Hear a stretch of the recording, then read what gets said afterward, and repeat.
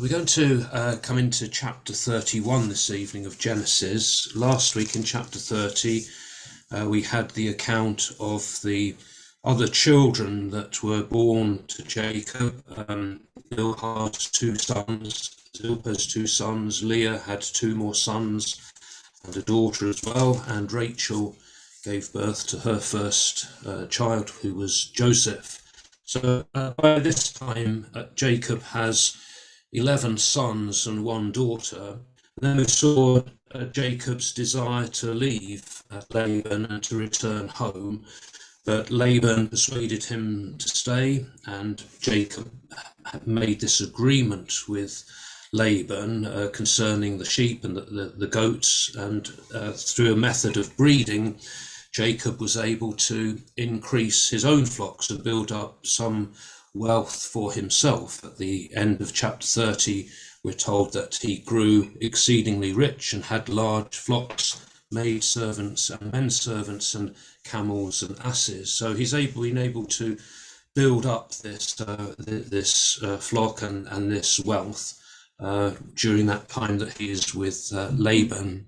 We come into chapter 31 then this evening, and I want to begin here reading the first 16 verses, which continues the story of Jacob. Now Jacob heard that the sons of Laban were saying, Jacob has taken all that was our father's, and from what was our father's he has gained all this wealth.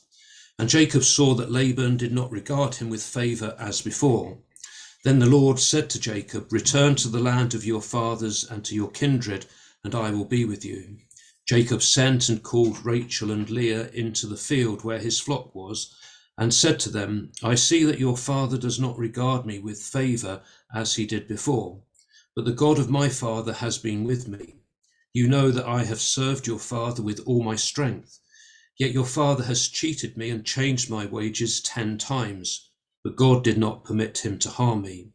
If he said, the spotted shall be your wages, then all the flock bore spotted. And if he said, the striped shall be your wages, then all the flock bore striped. Thus God has taken away the cattle of your father and given them to me. In the mating season of the flock I lifted up my eyes and saw in a dream that the he-goats which leaped upon the flock were striped, spotted and mottled. Then the angel of God said to me in the dream, Jacob, and I said, here I am. And he said, lift up your eyes and see, all the goats that leap upon the flock are striped, spotted and mottled, for I have seen all that Laban is doing to you. I am the God of Bethel, where you anointed a pillar and made a vow to me. Now arise, go forth from this land and return to the land of your birth. Then Rachel and Leah answered him, is there any portion or inheritance left to us in our father's house? Are we not regarded by him as foreigners? For he has sold us, and he has been using up the money given for us. All the property which God has taken away from our father belongs to us and to our children. Now then, whatever God has said to you, do. We see here that Jacob's relationship with Laban began to seriously deteriorate. And Laban's sons resented Jacob's accumulation of wealth. In their view, Jacob had become rich at the expense of their father, claiming that Jacob had taken what was their father's, and indeed what would become theirs, as an inheritance. Jacob realized then that Laban's attitude towards him had changed, that he no longer regarded him with the favor which he had done before. The Lord then spoke to Jacob and told him to return to the land of his fathers and to his kindred. If he obeyed, the Lord promised to be with him.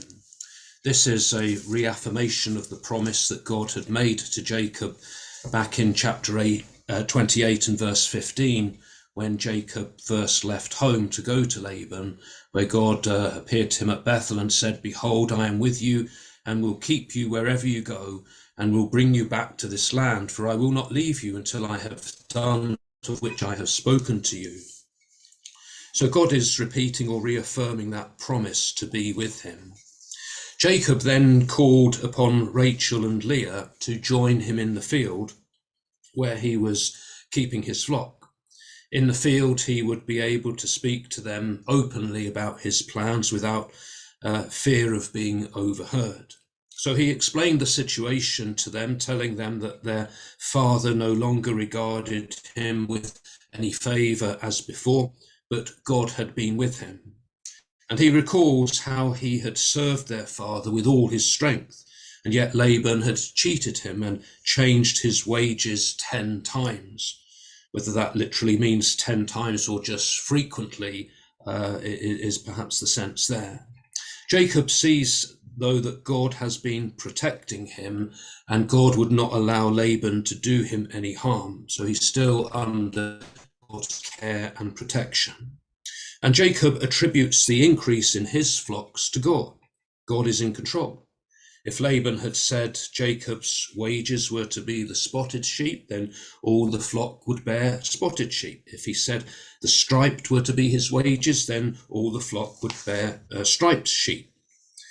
And during the mating season, Jacob had experienced a dream in which he saw all the flock as striped, spotted and mottled, indicating again that God was enabling Jacob to increase the size of his flock through the breeding methods that he was using.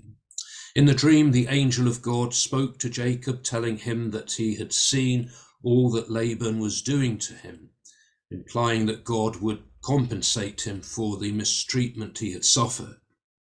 And the angel identifies himself here as the God of Bethel, where Jacob had anointed a pillar and made a vow to God. Again, that's back in chapter 28, verses 18 to 22, where Jacob set up that pillar which he had slept on and named the place Bethel, meaning the house of God. So God in this dream instructed Jacob to leave the land and to return to the home of his birth. Having told Rachel and Leah these details, Jacob could not have known or could not have been certain of how they would respond to this. Would they want to leave their father's home? Would they want to leave the land where they had grown up? But the two sisters show a rare display of unity in their response to Jacob here. Both Rachel and Leah have become disgruntled as well, and they recognize that there is no portion or inheritance left for them in Laban's house. They felt that Laban, their father, was treating them like foreigners. They say that Laban has sold them and used up the dowry given for them. They had received no benefit from all of the years of service that Jacob had worked for their father. There was no future for them and their children if they were to stay with Laban. And they claim that the property God has taken away from Laban then rightly belongs to them and their children. And so they tell Jacob to do whatever it is that God has told him to do. So they are fully supportive of Jacob here. And Jacob must have felt reassured to know that he had their support in what he was planning to do. We're reading on here, verses 17 to 24, the story continues. So Jacob arose and set his sons and his wives on camels, and he drove away all his cattle, all his livestock which he had gained, the cattle in his possession which he had acquired in Paddan Aram, to go to the land of Canaan to his father Isaac. Laban had gone to shear his sheep, and Rachel stole her father's household gods. And Jacob outwitted Laban the Aramean, in that he did not tell him that he intended to flee. He fled with all that he had, and arose and crossed the Euphrates, and set his face toward the hill country of Gilead. When it was told Laban on the third day that Jacob had fled, he took his kinsman with him and pursued him for 7 days, and followed close after him into the hill country of Gilead. But God came to Laban the Aramean in a dream by night, and said to him, "Take heed that you say not a word to Jacob, either good or bad." Having gained the approval of his wife, then Jacob wasted no time in fleeing from Laban. He put his sons and his wives on camels and drove away all of the cattle and the livestock that he had acquired during his time there in Paddan Aram. And he began the long journey back to the land of Canaan, back to his father Isaac. Laban at this time had gone off to shear his sheep, so this was really the ideal moment for Jacob to leave. And he knew that his departure would not be detected for several days.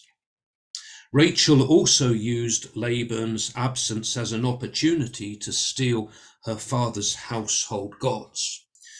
The Hebrew word for the household gods here is the word teraphim, and some of the versions use that word in their translations. And these were probably some in the form of some small figurines which were thought to bring good luck and protection.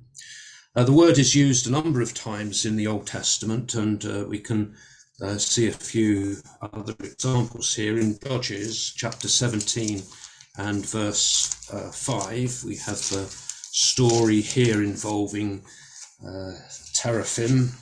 Judges chapter 17 verse 5, the story of Micah the Ephraimite and his priest. Verse 5 mentions here this man Micah had a shrine, and he made an ephod and teraphim and installed one of his sons who became his priest. So this man Micah has these idols, really, or things that are associated with idol worship. A shrine he makes an ephod, which is a priestly garment, and teraphim, the same word that's used of Laban's household gods there. Chapter 18 and verse 14 of Judges makes reference to that as well. This is when members of the tribe of Dan come to this Micah's house, and they say, do you know that in these houses there are an ephod, teraphim, graven image, and a molten image?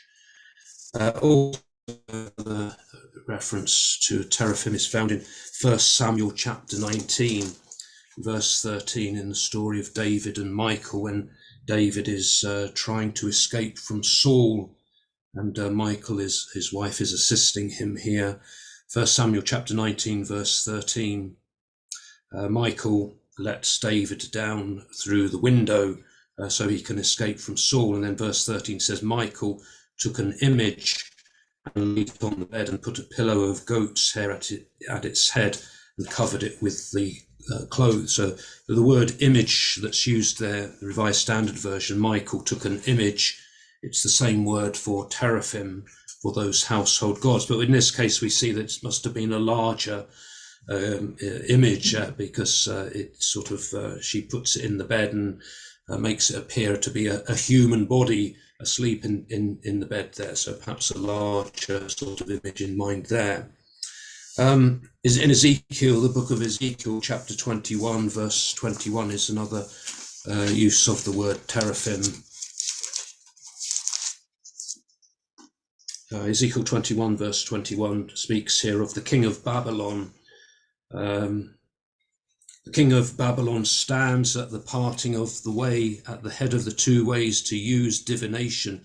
He shakes the arrows, he consults the teraphim, he looks at the liver. So again, it's associated there with those other idolatrous things that the king of Babylon is using to determine where he ought to go.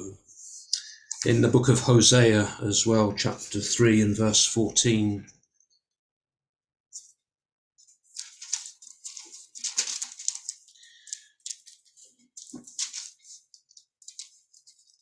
Verse 4, verse 14, there are 14 verses there, but verse 4, Hosea chapter 3, verse 4. For the children of Israel shall dwell many days without king or prince, without sacrifice or pillar, without ephod or teraphim. So the times when the word is used, it's often used in connection with idolatry, some form of false worship. So Laban has these household gods, these teraphim, which Rachel steals. She takes them as they are leaving. Some ancient texts suggest that of these gods, these figures, gave certain legal rights in relation to the inheritance. So there might be some sort of legal connection here, that if you possessed these items, that then that gave you some sort of legal right to the inheritance. So that may explain why Rachel had taken them. But Jacob told Laban of his intention to leave, so he had outwitted his father-in-law here. And it would not have been really the polite thing to do, to leave without asking permission. As we saw back in chapter 30, in the earlier occasion, Jacob had asked Laban if he could leave. In chapter 30, verse 25, after the birth of Joseph, Jacob had said to Laban, "Send me away that I may go to my own home and country."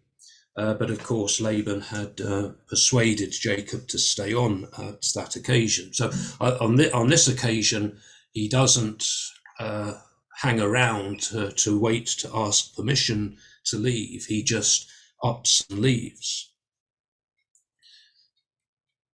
And his journey then took him across the river Euphrates towards the country of Gilead. And it was on the third day after Jacob had left that Laban was finally informed of what had happened. So Laban then gathered together his kinsmen and he set off in pursuit. He followed Jacob for 7 days until he came into the hill country of Gilead. So that would be some 10 days after Jacob has actually left there. Before Laban caught up with Jacob, though, God came to Laban, appeared to Laban in a dream and warned him, "Take heed that you say not a word to Jacob, either good or bad." Perhaps Laban was planning some form of revenge, or perhaps he was planning to induce Jacob to return with him. But Jacob was under the protection of God, and God restrains Laban from doing anything against Jacob. If we read on in the story here, verses 25 to 32, Genesis chapter 31. The story goes on, and Laban overtook Jacob. Now, Jacob had pitched his tent in the hill country, and Laban with his kinsmen encamped in the hill country of Gilead. And Laban said to Jacob, "What have you done that you have cheated me and carried away my daughters like captives of the sword? Why did you flee secretly and cheat me and did not tell me, so that I might have sent you away with mirth and songs, with tambourine and lyre? And why did you not permit me to kiss my sons and my daughters farewell? Now you have done foolishly. It is in my power to do you harm, but the God of your father spoke to me last night, saying, 'Take heed that you speak to Jacob neither good nor bad.' And now you have gone away because you longed greatly for your father's house, but why did you steal my gods?" Jacob answered Laban, "Because I was afraid, for I thought that you would take your daughters from me by force. Anyone with whom you find your gods shall not live. In the presence of our kinsmen, point out what I have that is yours and take it." Now Jacob did not know that Rachel had stolen them. So in the hill country of Gilead, Laban finally caught up with Jacob and confronted him. Laban lists all of his complaints against Jacob. He accuses Jacob of cheating him, of taking his daughters away like captives, of fleeing in secret. And Laban says that if he had known Jacob was leaving, well, he would have given him a going away party with mirth and songs, with tambourine.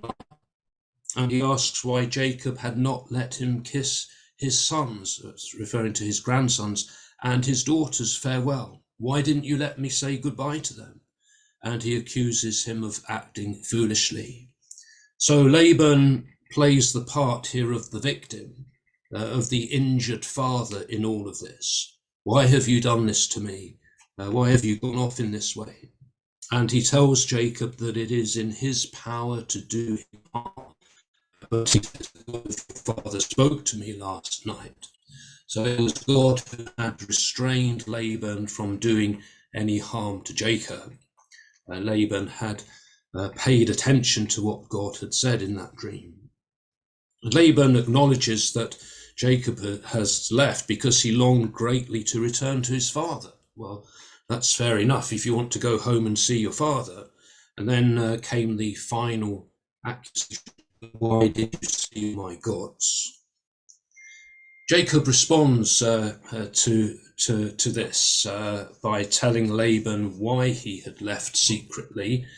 He says, "Because I was afraid, for I thought that you would take your daughters from me by force." Jacob knows Laban well enough to know that there would have been no joyful farewell party. And if he had asked permission, then he feared that Laban would have used force to prevent his daughters from leaving with him. And Jacob then addresses the accusation that he had stolen Laban's gods. He says that if anyone is found to have stolen the gods, that person will be put to death.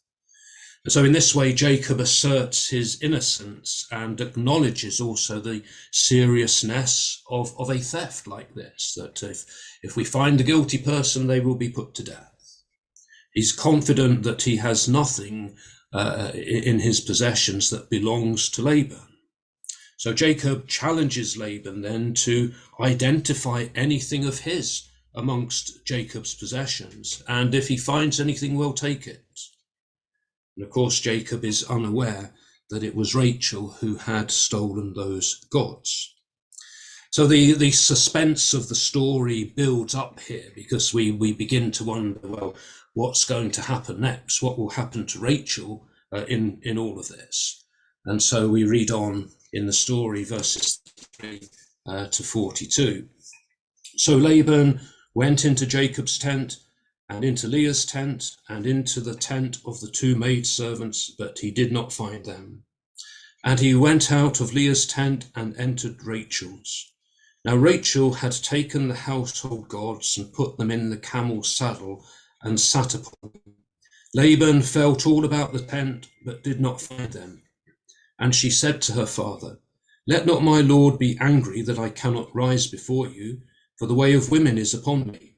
So he searched, but did not find the household gods. Then Jacob became angry and upbraided Laban. Jacob said to Laban, "What is my offense? What is my sin that you have hotly pursued me? Although you have felt through all my goods, set it here before my kinsman and your kinsman, that they may decide between us two. These 20 years I have been with you. Your ewes and your she-goats have not miscarried, and I have not eaten the rams of your flocks. That which was torn by wild beasts I did not bring to you. I bore the loss of it myself. Of my hand you required it, whether stolen by day or stolen by night. Thus I was. Day the heat consumed me, and the cold by night, and my sleep fled from my eyes.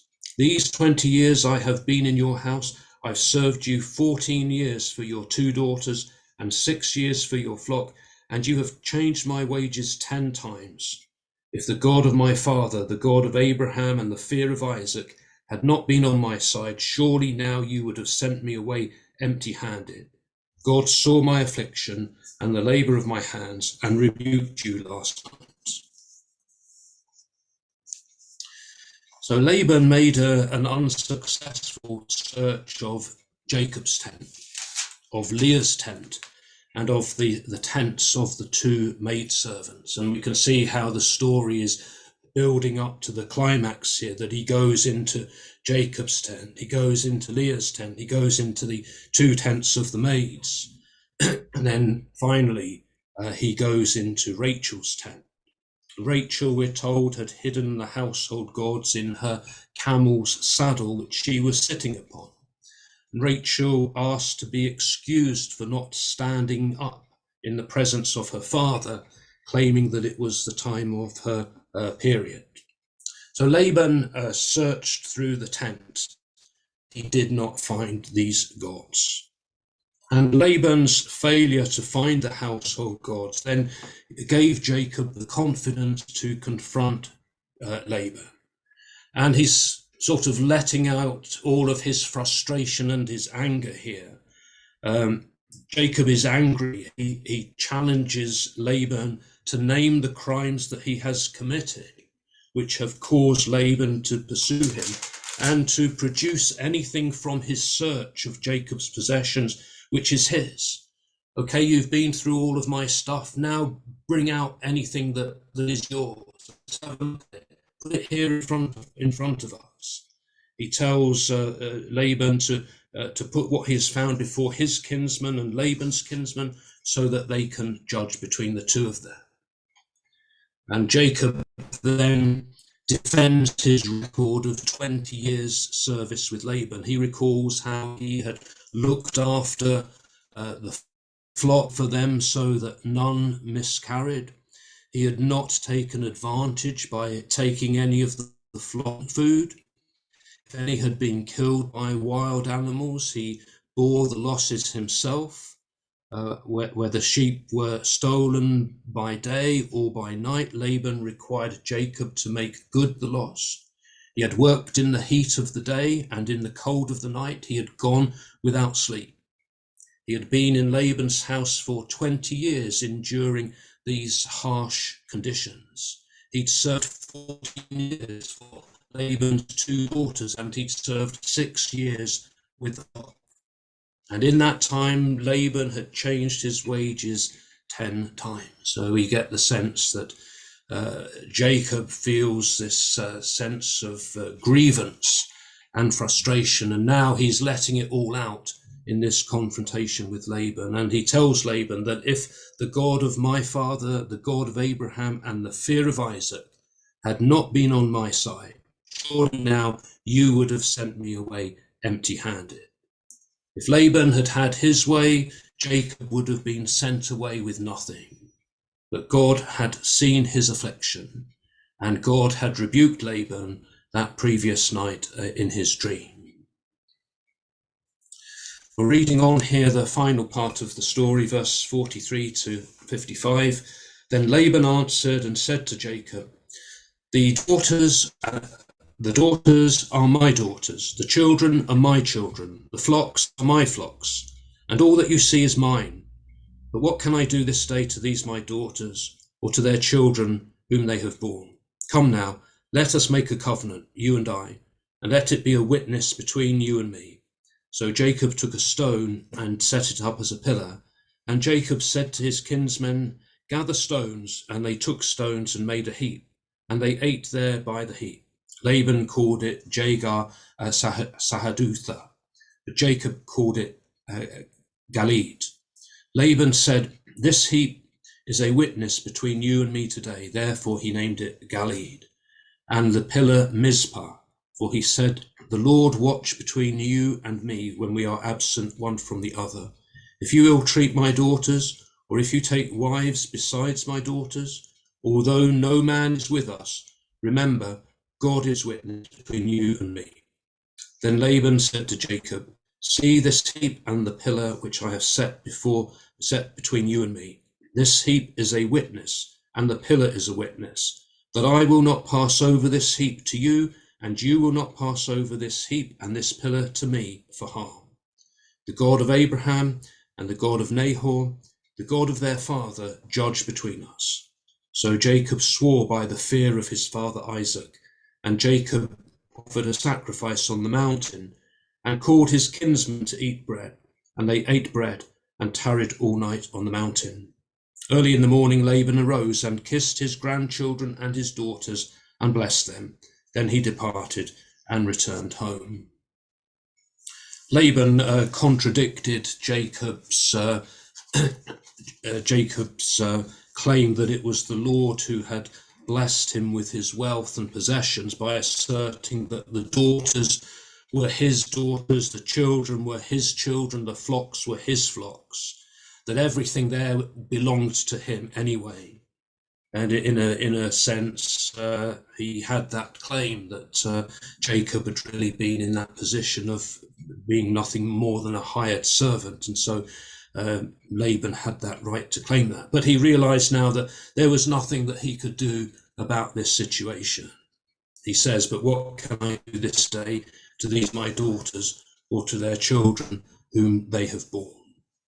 So Laban proposes that they should settle matters by making a covenant that would be a witness between them.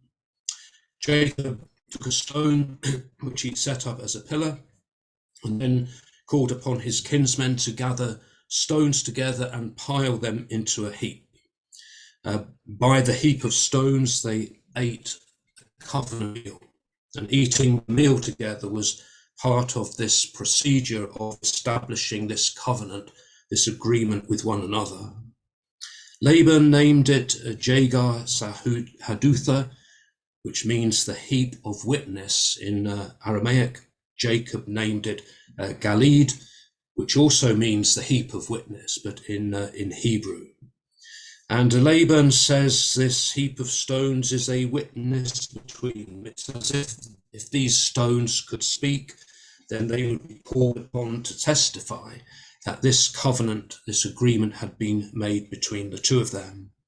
The stone that had been set up as a pillar was named Mizpah, meaning watchpost. And the pillar is given that name because Laban says, "The Lord watch between you and me when we are absent one from the other. If you ill-treat my daughters, or if you take wives besides my daughters, although no man is with us, remember God is witness between you and me." So that stone pillar would be a reminder that God is watching. Laban's distrust of Jacob here. He didn't trust Jacob, and he needed to have this stone pillar set up that would be a reminder that although we're not together, we don't see each other, God is there. God will know what you're doing. So he felt that he could not trust Jacob out of his sight, and so called upon God to watch over them. Jacob's obligation to treat Laban's daughters well and not to take other wives is included in this covenant agreement as well. The heap of stones and the pillar would also provide a boundary marker between agreement, and neither would cross over this boundary marked by the stones to do the other harm. Laban seems to be fearful perhaps at some later time someone from Jacob's family would return and inflict harm upon him. So this is all part of the agreement as well. Laban also calls upon the God of Abraham, the God of Nahor, and the God of their father. The father of Abraham and Nahor was Terah, and calls upon God to judge between them. Laban is polytheistic, as indicated by his possession of those gods. So he includes here the gods of Nahor and Terah as well as the God of Abraham.